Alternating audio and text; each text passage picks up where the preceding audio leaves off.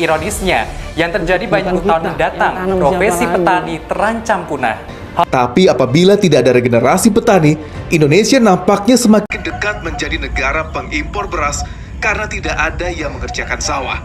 Dan negara agraris yang dulu santer digaungkan bisa saja hanya menjadi bagian sejarah. Ruli Kurniawan. Maukah kamu menjadi petani di masa depan? Enggak. Enggak deh. Mau sih. Enggak. Pangan merupakan hal terpenting dalam kebutuhan dasar sebagai manusia dan menjadi yang paling utama. Peranan sektor pertanian sebagai sumber penghasil pangan memberikan sumbangan terhadap sumber pendapatan nasional yang tinggi. Pertanian memberikan sumbangan terhadap produk domestik bruto di Indonesia sebanyak 15%. Akan tetapi, kedaulatan pangan Indonesia berpotensi terancam dikarenakan kurangnya generasi muda yang bekerja di sektor pertanian.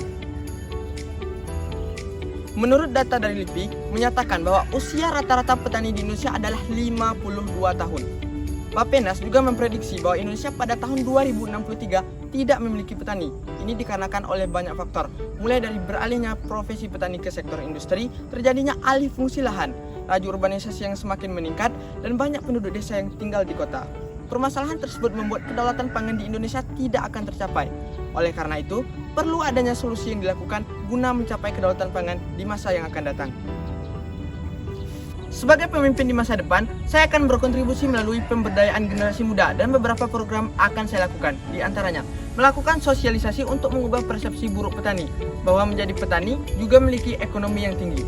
Menerapkan kurikulum perbekan pertanian berkelanjutan pada sekolah menengah atas dan sekolah menengah pertama. Kurikulum ini mempelajari tentang tata cara pertanian dengan persentase 70% praktik bercocok tanam dan 30% materi.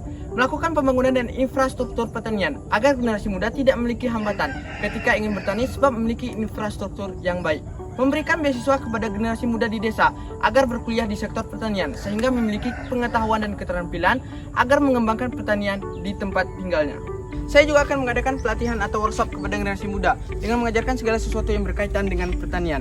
Lalu, membentuk kelompok-kelompok kaderisasi petani yang berisi petani tua dan generasi muda. Hal tersebut bertujuan agar generasi muda mendapatkan pembinaan di sektor pertanian.